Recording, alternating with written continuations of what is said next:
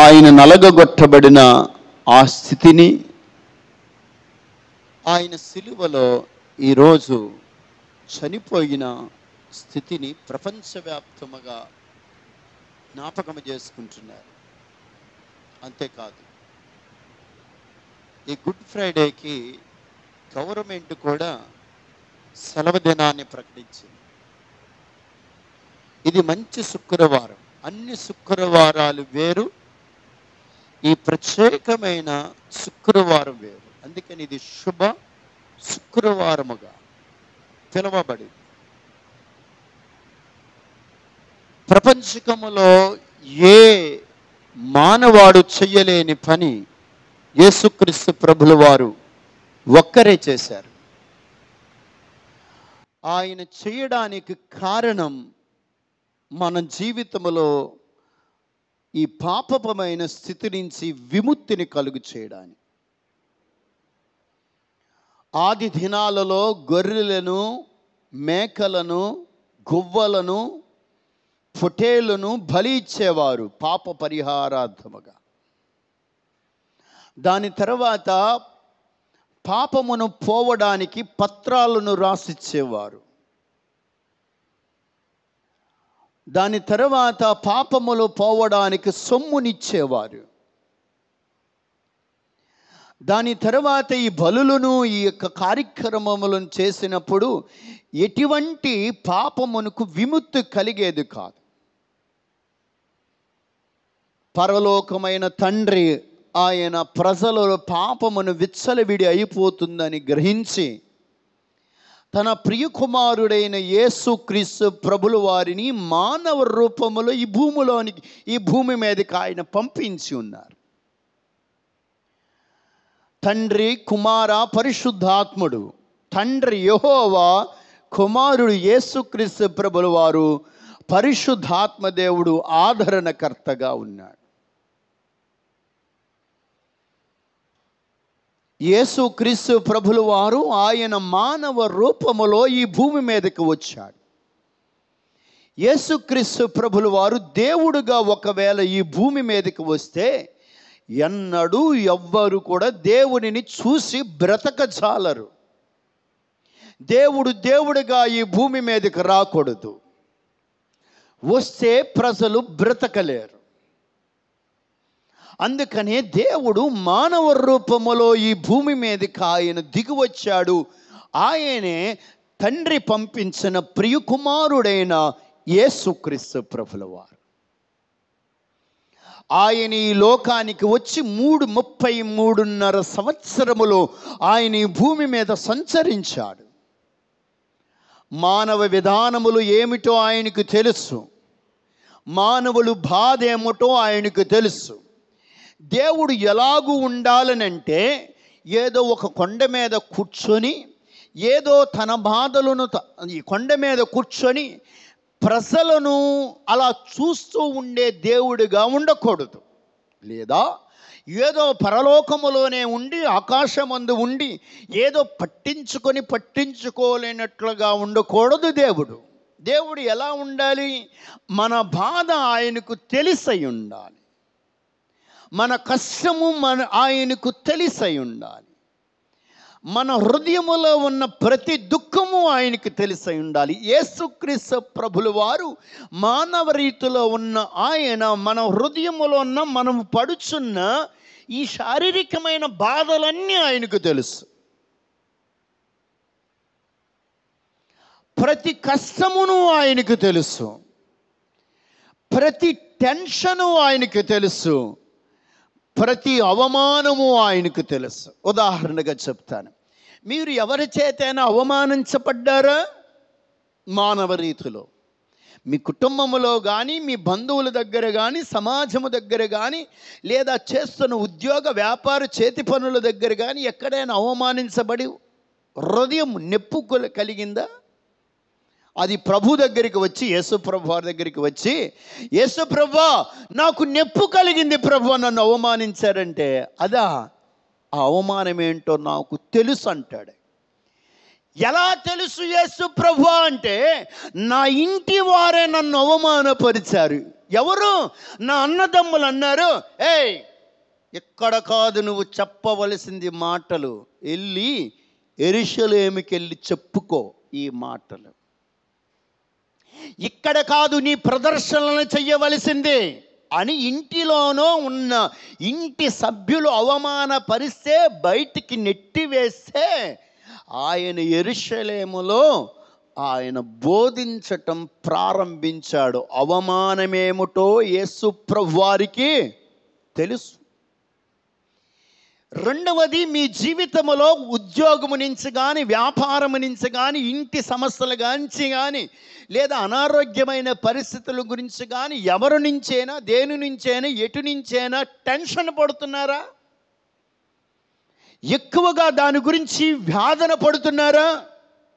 యేసు ప్రభు వారి దగ్గరికి వెళ్ళి, యేసు ప్రభువా నేను మహా టెన్షన్ పడుతున్నాను, నా బీపీ ఎక్కువైపోతుంది, ఈ పరిస్థితులను చూసి, ఈ అవమానం చూసి, లేదంటే ఈ మాటలను చూసి, వారు మాట్లాడిన మాటలను చూసి నాకు రక్తం ఉడికిపోతుంది, ఏం చేయమంటావు అని అంటే, ఆయన దగ్గరికి వెళ్తే ఏమంటాడో తెలుసా?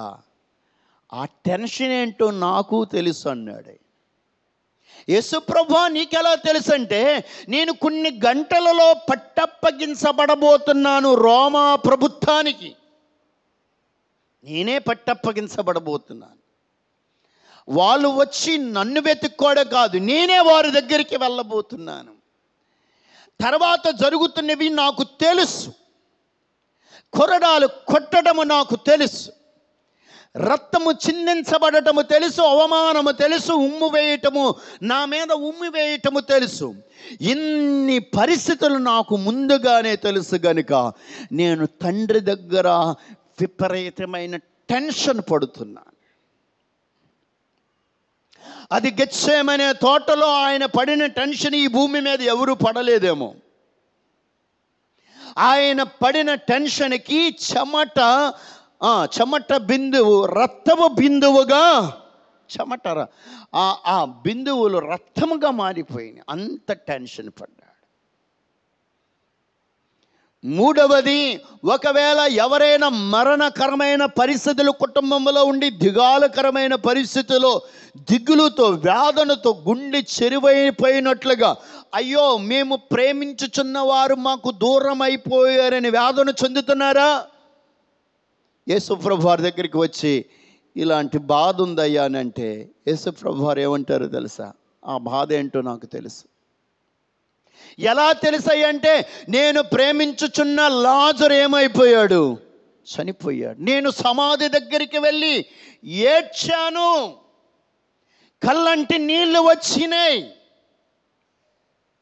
ఆ బాధ ఏంటో నాకు తెలుసు. దుఃఖమేమిటో తెలుసు, టెన్షన్ ఏమిటో తెలుసు, అవమానం ఏమిటో తెలుసు. అన్నీ కూడా మానవ రీతిలో ఉన్న ఆయన అనుభవించాడు. ఆయన ఆకలేంటో తెలుసు. ప్రతిదీ కూడా అనుభవించి ప్రజలను ఏ రీతిగా ఉన్నారో ఆ రీతికరమైన స్థితిలోనికి వెళ్ళి నేను వారిని విముక్తిని కలుగు చేయగలుగుతా. శారీరకంగా, ఆధ్యాత్మికమైన విషయంలో కూడా ప్రభువారు విముక్తిని కలుగు చేయడానికి భూలోకానికి ఆయన వచ్చాడు. ఒకటి, శారీరకమైన సంబంధాలు. రెండు, ఆధ్యాత్మికమైన సంబంధాలు. శారీరకమైన ఆత్మ, ఆధ్యాత్మికమైన ఆత్మ కలిగిన దేవుని యొక్క సన్నిధి కలిగిన మనస్సు, లేదా శారీరకమైన మనస్సు, లేదా రెండవది ఆత్మపూర్ణమైన మనస్సు. ఈ రెండు మనస్సులు మన జీవితంలో ఏ మనస్సు కలిగి ఉన్నాము అనే దానిని ఈరోజు మనము ధ్యానం చేసుకొని, సిలువ ధ్యానము దగ్గరికంట వెళ్ళి దీనికి ఒక పరిష్కారము మరియు మనలో ఉన్న లోపాలు మరియు మనము పొందుకోవలసిన విధానమును ఈరోజు మనం నేర్చుకోవడానికి రోమా పత్రికలో ఉన్న మనము 8వ అధ్యాయములో ఉన్న ధ్యానాంశాన్ని ఈరోజు మనము ధ్యానం చేసుకోబోతా ఉన్నాం. రోమా పత్రిక 8వ అధ్యాయమును మనము ఈరోజు మనము ధ్యానం చేసుకోబోతా ఉన్నాం. కొన్ని మాటలను అలా పైన చదువుకుంటూ వెళతాను.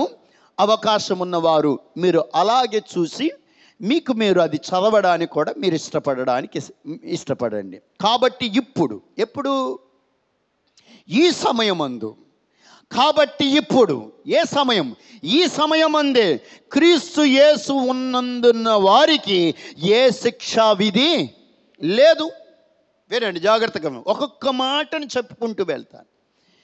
ప్రభువునందు మనము ఆయనతో సహవాసములో, ఆయనతో సంబంధములో, ఆయన యందు మనము ఉండగలిగితే మనకి ఈ భూమి మీద ఏ శిక్షా విధి ఉండదు.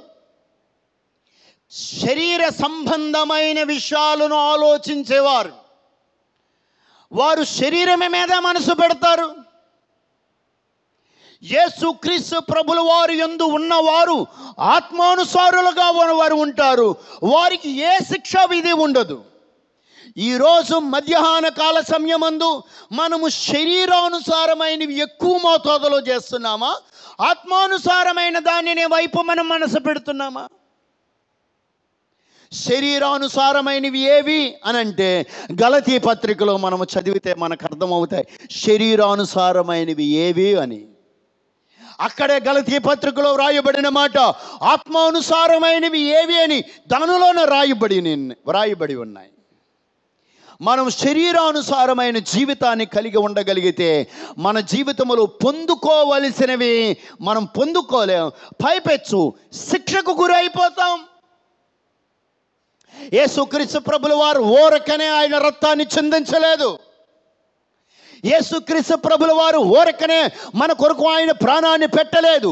ఎందుకు పెట్టాడనంటే శరీరానుసారమైన జీవితం నీలో ఉండకుండా ఆత్మానుసారమైన జీవితాన్ని నీలో కలిగి ఉండాలని ఆయన ఉద్దేశించి శరీరానుసారంగా చచ్చిపోయి నువ్వు నరకానికి వెళ్ళకూడదు అని, ఆత్మానుసారంగా నీవు జీవింప చెయ్యబడాలని ఆయన నీ కొరకు నా కొరకు కల్వరి శిలువలో ఆయన ప్రాణత్యాగాన్ని చేశారు.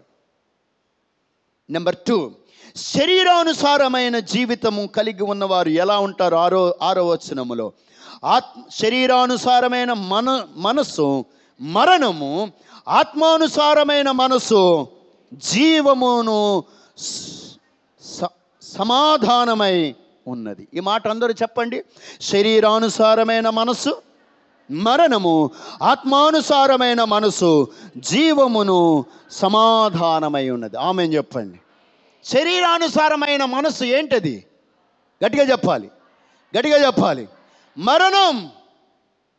ఎందుకు పాపాత్మురాలైన శ్రీ యేసు ప్రభు వారి దగ్గరికి వచ్చింది? ఎందుకు అనేక మంది పాపముతో ఉన్నవారు యేసు ప్రభు వారిని వెంబడించి విముక్తుని కావాలని ఆశపడ్డారు? ఎందుకో తెలుసా? అదే పాపములో ఉంటే వారికి మరణం.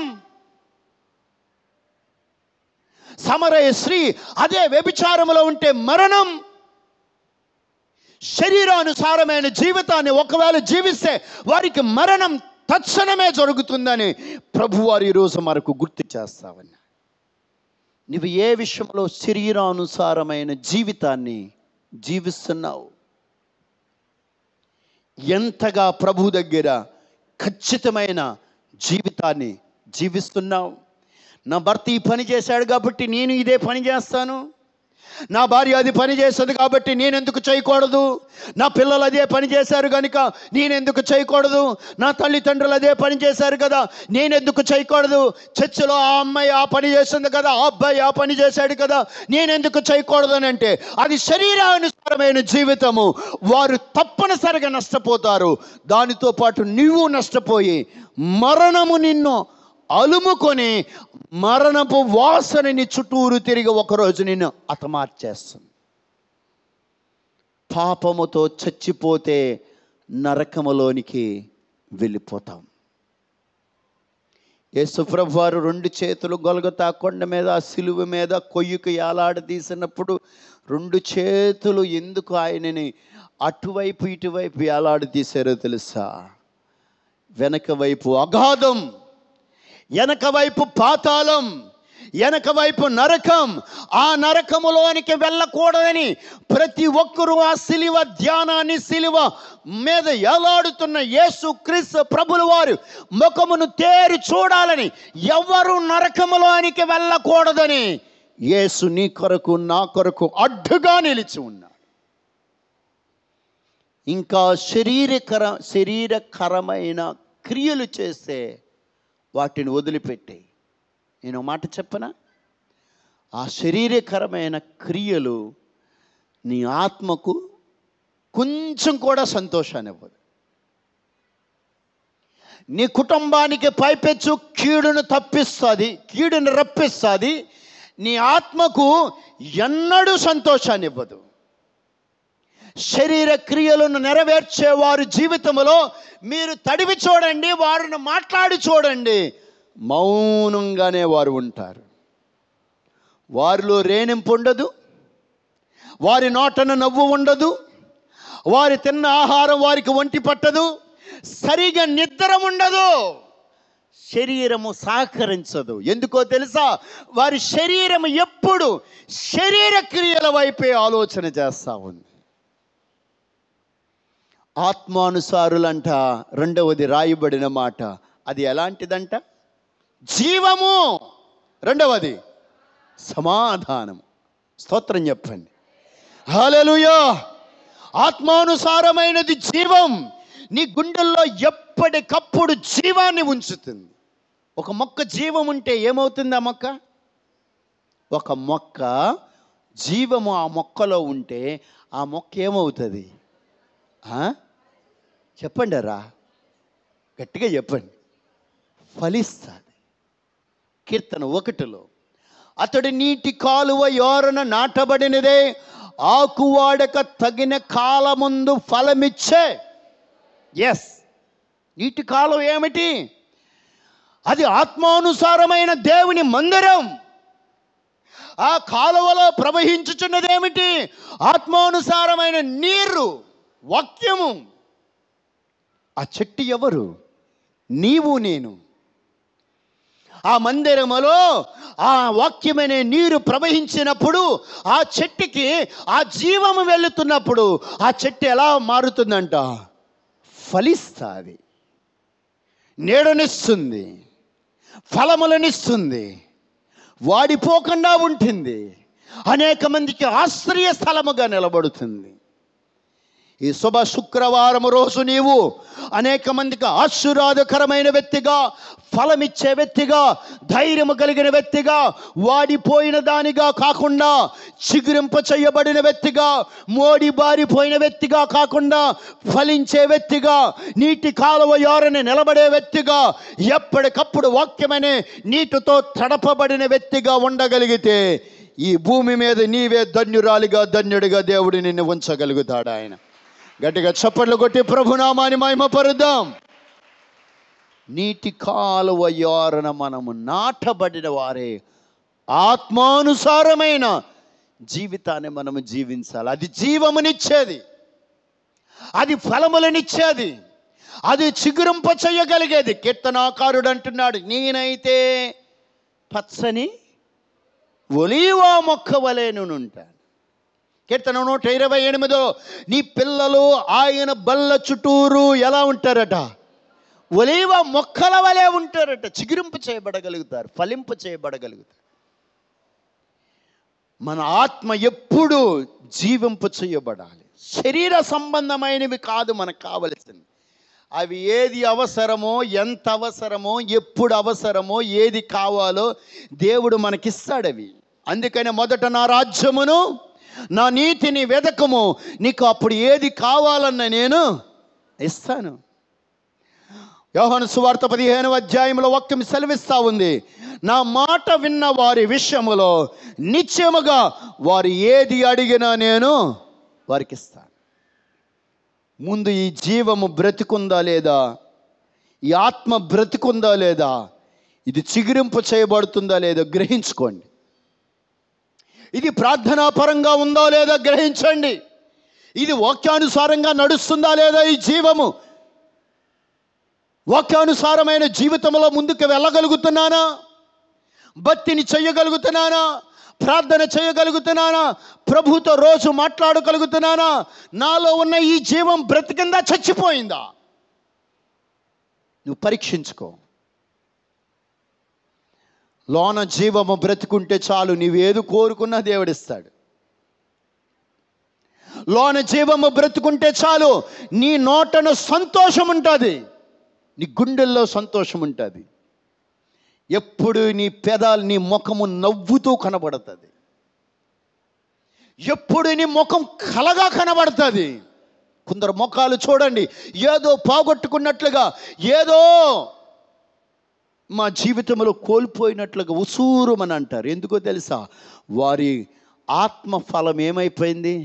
చచ్చిపోయింది.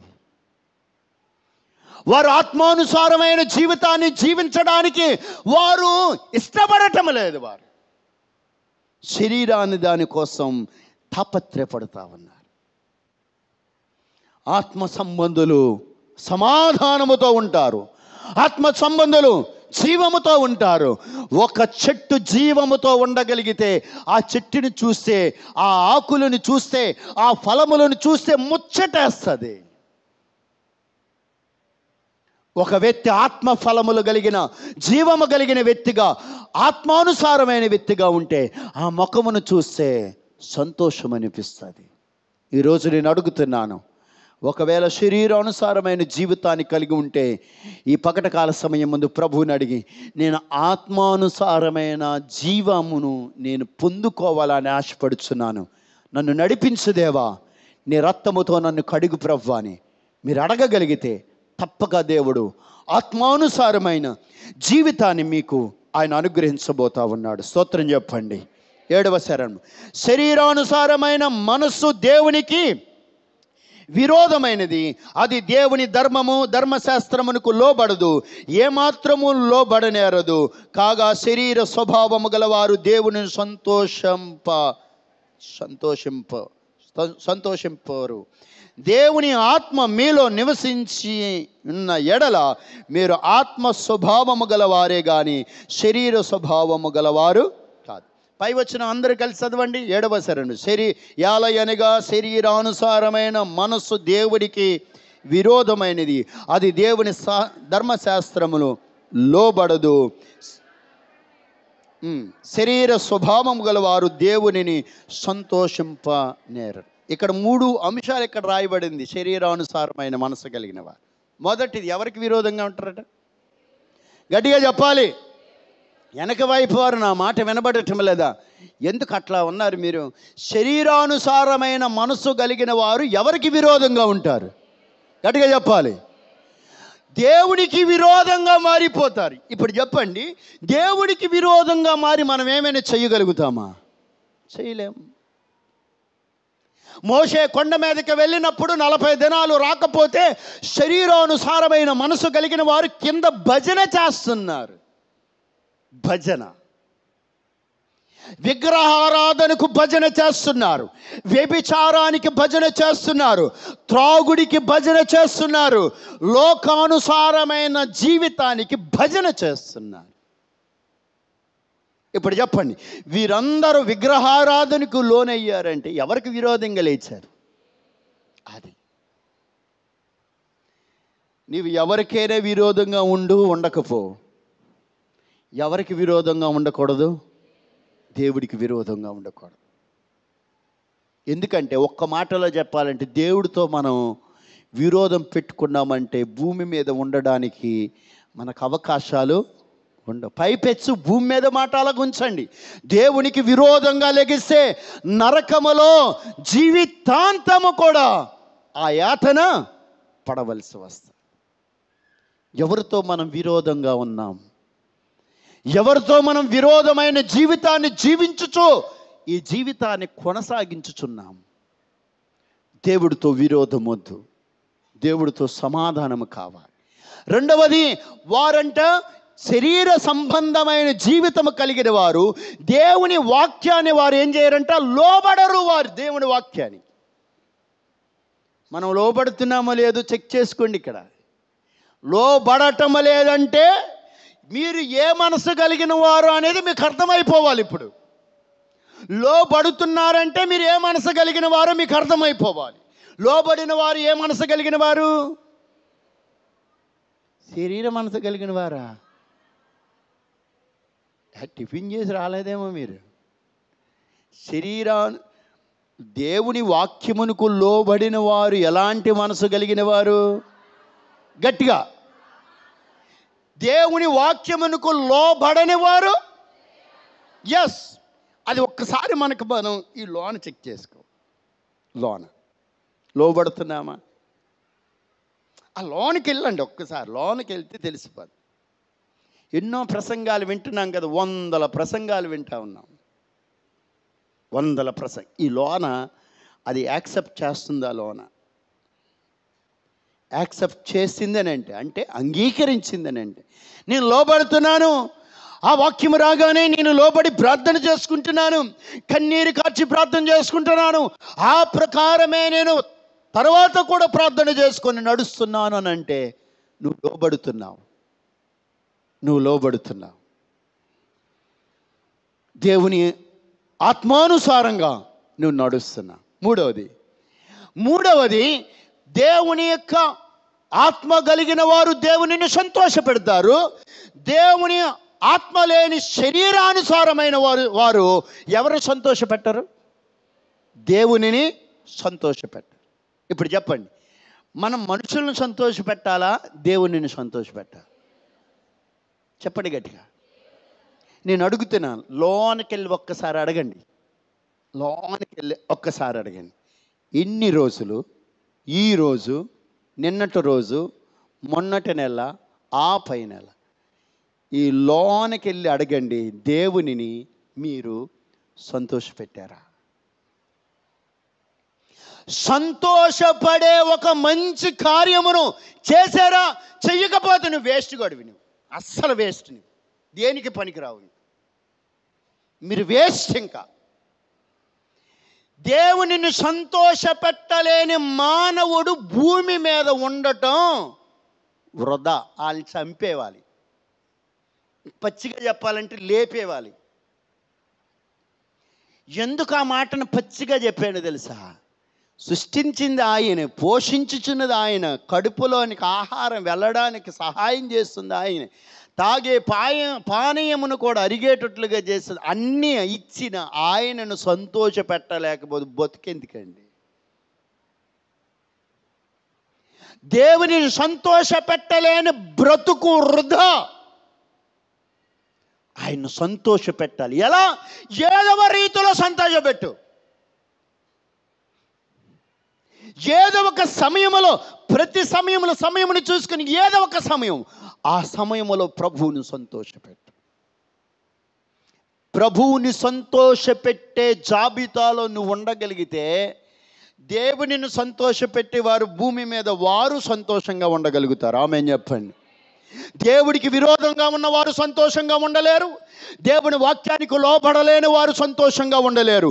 దేవుని వాక్యమునకు లోబడి దేవుని చిత్తమును చొప్పున నడిచిన ప్రతి ఒక్కరూ దేవునిని సంతోషపెడతారు. వారు సంతోషంగా ఉండగలుగుతారు.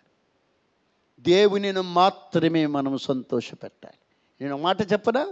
ఆయన్ని సంతోషపెడితే నువ్వు ఏ పరిస్థితిలో, ఎలాంటి పరిస్థితిలో, ఏ మార్గములో వెళ్ళినా, ఎన్ని నీ చుట్టూరు సమస్యల వలయములో ఉన్నా, లోన మాత్రం ఎప్పుడు సంతోషంగా ఉంటావు. ఎందుకో తెలుసా? నువ్వు పెట్టగలిగింది ఎవరిని సంతోషం? దేవునిని సంతోషపెట్టు. దుఃఖపరచుకో, దేవునిని సంతోషపెట్టు. ఏదో ఒక రీతిలో దేవునిని సంతోషపెట్టు. అడుగు, ప్రభువా నిన్ను సంతోషపెట్టడానికి నా మార్గం ఏమిటి? నిన్ను సంతోషపెట్టడానికి నేను ఎలా ముందుకు వెళ్ళాలి? నిన్ను సంతోషపెట్టడానికి నేను ఏ రకంగా అడుగులు ముందుకు వేయాలని ప్రభువుని అడుగు. నువ్వు సంతోషంగా ఉంటావు. దేవుడిని సంతోషపెట్టే వ్యక్తిగా నీవు ఉండగలుగుతావు. మనుషులను పెట్టే వ్యక్తిగా నీవు ఉండగలుగుతాం. తర్వాత 9వ వచనం, దేవుని ఆత్మ మీలో నివసించి ఉన్న ఎడల మీరు ఆత్మ స్వభావము గలవారే గాని శరీర స్వభావము గలవారు కారు. ఎవడైనను క్రీస్తు ఆత్మ లేనివాడు నావాడు కాడు. క్రీస్తు మీలో ఉన్న ఎడల మీరు శరీర పాప విషయములో మృతులే గాని మీరు ఆత్మ విషయమే జీవము కలిగి ఉన్నది. ఆమేన్ చెప్పండి. ఆమేన్. తర్వాత మాటను కూడా చదివేద్దాం. మృతులలో నుండి యేసుని లేపిన వాని ఆత్మ మీలో నివసించిన ఎడల మృతులలో నుండి క్రీస్తు యేసు లేపిన వాడు చావునకు లోనే మీ శరీరములో కూడా మీలో నివసించుచున్న తన ఆత్మ ద్వారా జీవింపచేయును. ఆమేన్ చెప్పండి. ఆమేన్. ఎవడైనను క్రీస్తు ఆత్మ లేకపోతే ఆయన వారు కాదు. ఏ ఆత్మ ఉండాలి చెప్పండి? ఏ ఆత్మ ఉండాలి? క్రీస్తు ఆత్మ ఉండాలి. ఆయన చనిపోయి తిరిగి లేచిన ఆత్మ ఇంకా భూమి మీద సంచరించుచున్నది. ఆ ఆత్మను మనము స్వీకరించేవారిగా ఉండాలి. ఆత్మ కలిగిన వారు ఎన్నడూ కూడా ఏం చేయరట? వారు పాపాన్ని చేయరు. దేవుని ఆత్మ అనగా క్రీస్తు ఆత్మ కలిగిన వారు నిత్యముగా వారు పాప విషయంలో మృతులై ఉంటారు. వారు శరీర క్రియలను ఎన్నడూ చెయ్యరు. వారు మృతులైన వారిగా పాప విషయములో ఉండినప్పుడు ఆయన అంటున్నాడు, ఇంకా ఎవరైతే పాపమైన స్థితిలో ఉంటారో వారి జీవితంలో నా సిలువ రక్తము ద్వారా నేను వారిని మరలా జీవింపచేస్తాను, మరలా సిగురింపచేస్తాను. నా రక్తమే వారిని కడిగి శుద్ధీకరణ చేయగలుగుతుంది.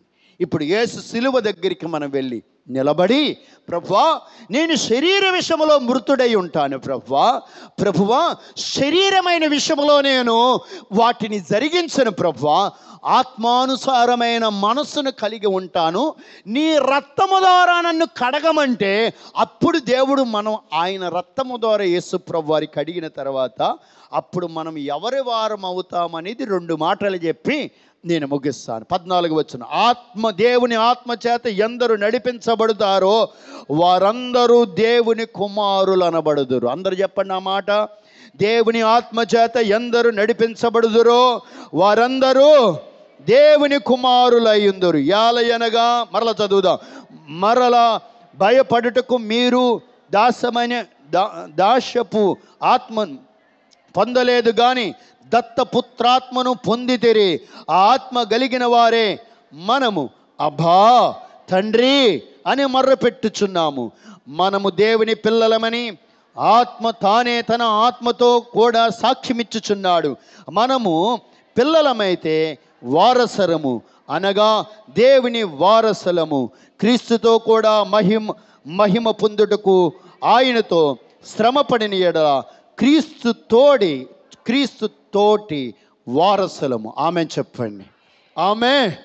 దేవుని ఆత్మ చేత నడిపించబడిన వారు ఎవరు కుమారులు? దేవుని ఆత్మ చేత నడిపించబడలేని వారు ఎవరు కుమారులు?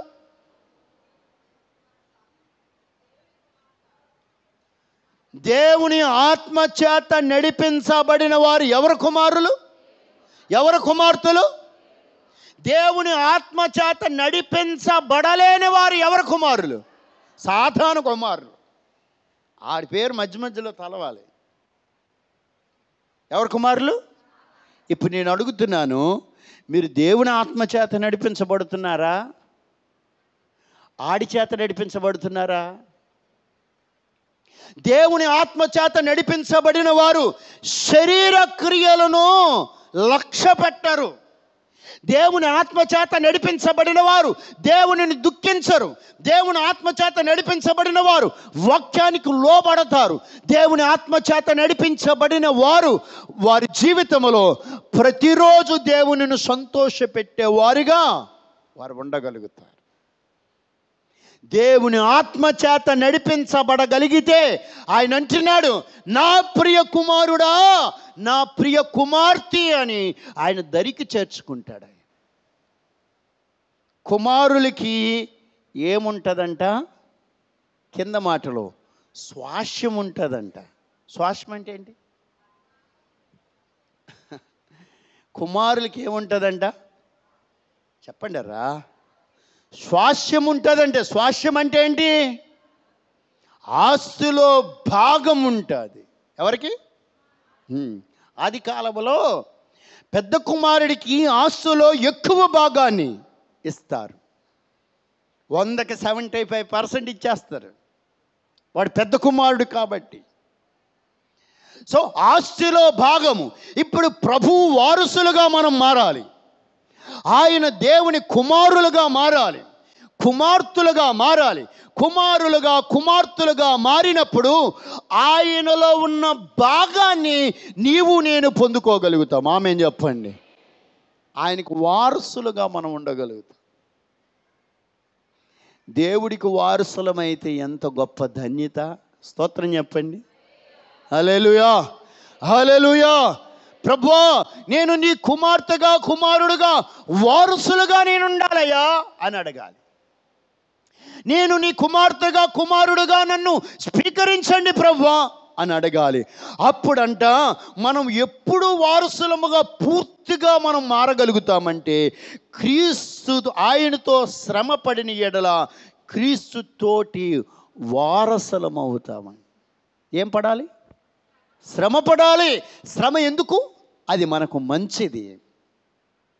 ఆయన ఏ రకంగా శ్రమ పడ్డాడో మనము శ్రమ పడాలి. అవమానాలు వచ్చినాయా? భయపడమాకు. ఆయన అవమానపరచబడ్డాడు. కొట్టబడ్డావా, నెట్టబడ్డావా, త్రోసివేయబడ్డావా, భయపడబాకు. ఆయన త్రోసివేయబడ్డాడు, ఆయన కొట్టబడ్డాడు, ఆయన రక్తమును చిందించి ఉన్నాడు. భయపడకు. శ్రమలో మనం వెళ్ళాలి, వారసులమవుతాం. శ్రమలు మనకు మంచివే. ఆయన ప్రత్యక్షమైనప్పుడు, ఆయన మరలా మధ్యాకాశానికి వచ్చినప్పుడు మనం ఆయన ఎదుర్కోబోతామన్నా. నీ కొరకు, నా కొరకు ఆ కల్వరి సిలువలో ఆయన మరణించవలసి వచ్చింది.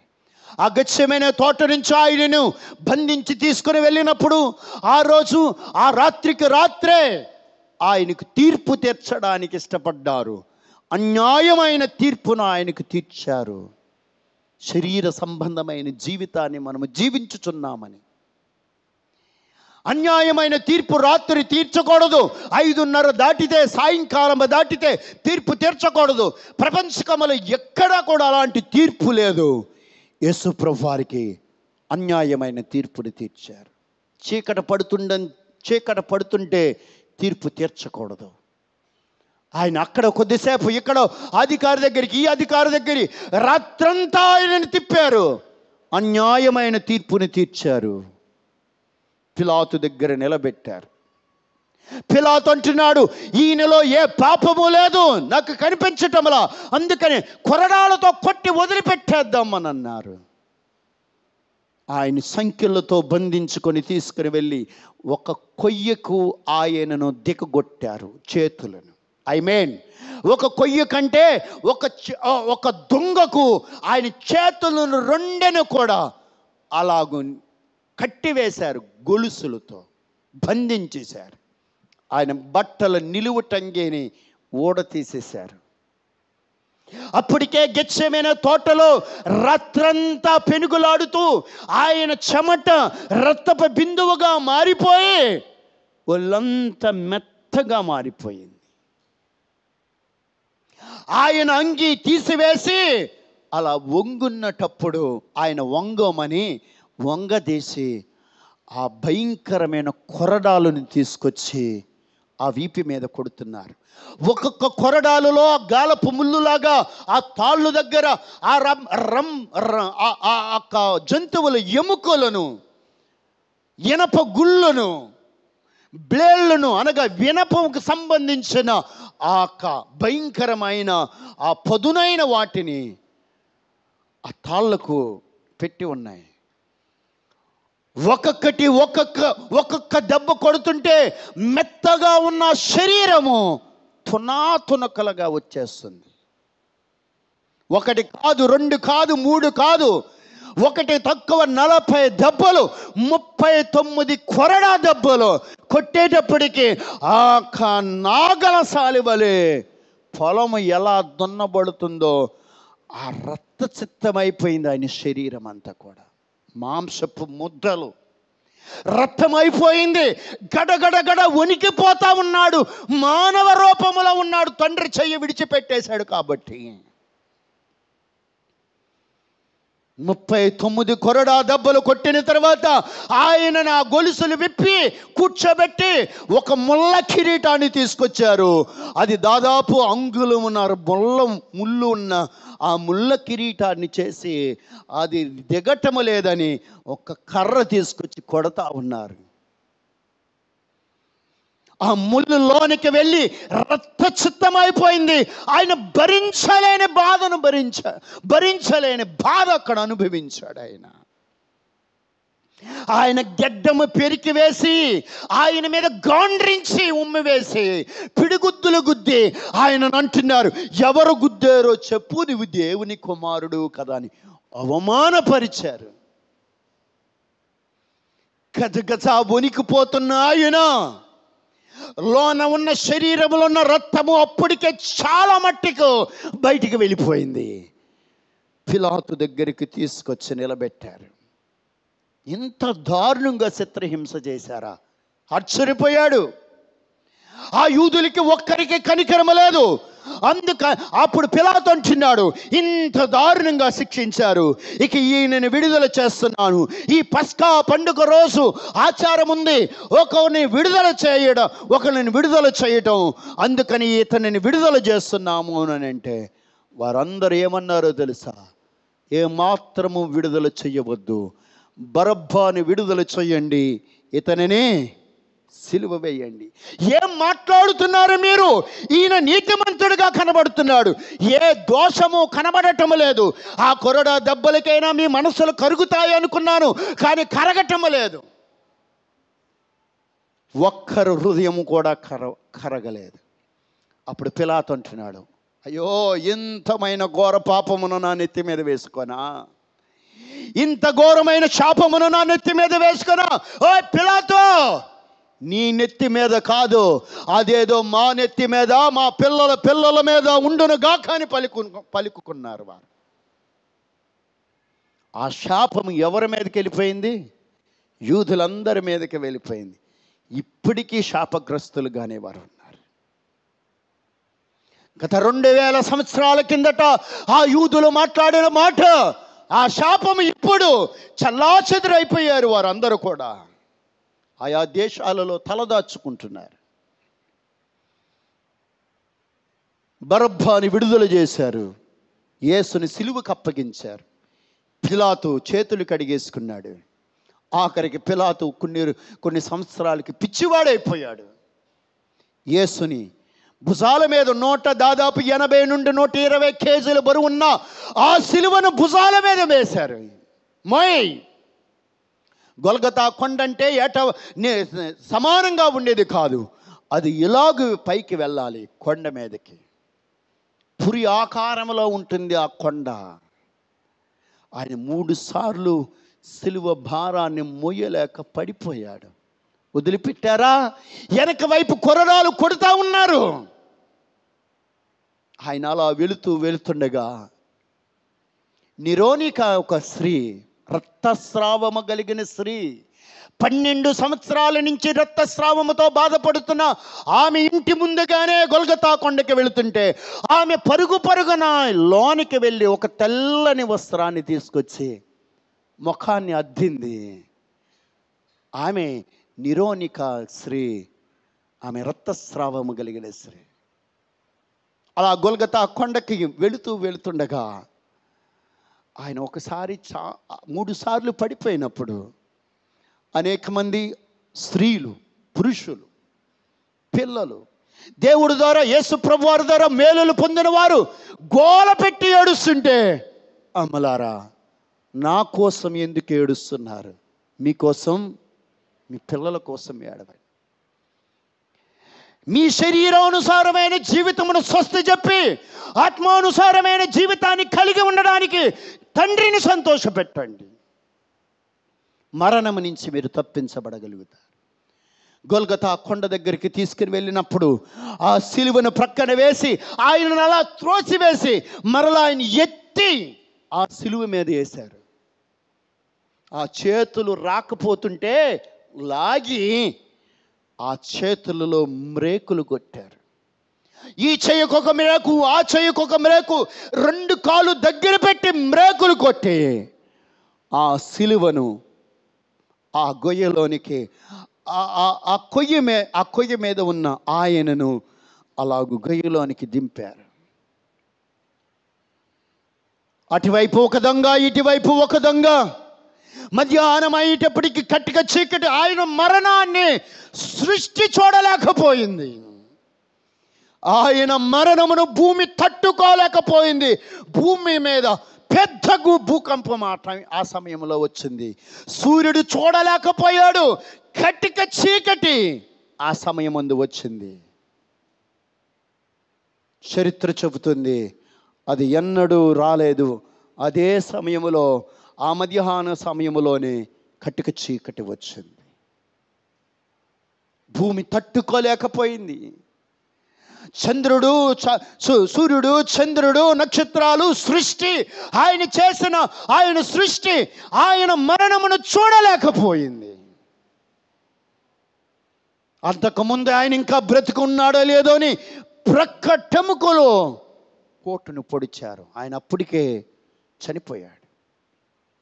3వ దినమున ఆయనను ఆ సిలువ మీద నుంచి దింపడానికి ఇష్టపడ్డారు. ఆయన దింపిన తర్వాత 3వ రోజు ఆయనని దింపిన తర్వాత 3వ రోజు ఆయన సజీవుడై లేవడానికి ఆయన కృప చూపించారు. మన కోసమే ఆయనంత ప్రాణ త్యాగాన్ని చేయడానికి, అన్ని కొరడా దెబ్బలు తినడానికి, ఏ పాపము ఎరగనివాడు, బ్రహ్మచారిగా ఉన్న దేవుడు, ఏ స్త్రీని ముట్టనివాడు, పాపపు జోలికి వెళ్ళనివాడు, పాపము నాలో ఏదైనా ఉందని సవాలు చేసిన మహనీయుడైన, నీతిమంతుడైన, యథార్థవంతుడైన ఆయన యవ్వన కాలమందు తన రక్తధారను ప్రజల కోసం చిందించిన యేసుక్రీస్తు ప్రభుల వారు మన కోసం రక్తమును కార్చి 3వ రోజు ఆయన మృత్యుంజయుడై లేచి నా పాపములను విముక్తి కోసమే ఆయన మన కొరకు ఆయన మరణించాడు. ఆయన జీవము కలిగి మరలా మనలో జీవాన్ని ఉంచడానికి ఆయన ఇష్టపడ్డాడు. ఆయన మహనీయుడైన దేవుడు, ఆయన మహోన్నతమైన దేవుడు. ఆయన ఇప్పుడు ఏం కోరుకుంటున్నాడు తెలుసా? నా పిల్లలు శరీర సంబంధమైనవి వారికి వద్దు, ఆత్మ సంబంధమైన వాటిని కోరుకోమను. ఆత్మ సంబంధమైనవి వారికి సంతోషాన్ని ఇస్తుంది.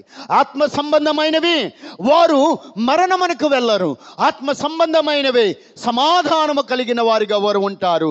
వారు నిత్యముగా వారు జీవముతో నిలబడగలుగుతారు. ఆత్మ సంబంధమైన వారు సంతోషముతో ఉంటారు, నన్ను సంతోష పెట్టగలుగుతారు. ఆత్మ సంబంధమైన వారు నా కుమారులుగా మారుతారు. ఆత్మ సంబంధమైన వారు నాకు వారసులుగా మారుతారు. ఆత్మ సంబంధమైన వారు నేను ప్రత్యక్షమైనప్పుడు నన్ను ఎదుర్కోగలుగుతారు. మీరు ఆత్మ సంబంధమైన వారిగా ఉంటారా? శరీర సంబంధమైన వారిగా ఉంటారా? శరీర సంబంధమైన వారిగా ఉంటే మీరు ప్రార్థన చెయ్యక్కర్లా. ఆత్మ సంబంధమైన వారిగా ఉండాలని అనుకుంటే ప్రార్థన చేయండి. ఏమని? యేసు, నా కొరకు రక్తాన్ని చిందించావు కాబట్టి, నా కొరకు ప్రాణాన్ని పెట్టావు, నేను ఆత్మ సంబంధిగా నేను మారుతానని అందరము కూడా ప్రభు సన్నిధిలో లేచి నిలబడి ప్రార్థన చేయడానికి ఇష్టపడదాం. మీ బైబిల్ అన్ని ప్రక్కన పెట్టి లేచి నిలబడి ప్రభు మనకిచ్చిన మాటలను బట్టి ప్రభువుని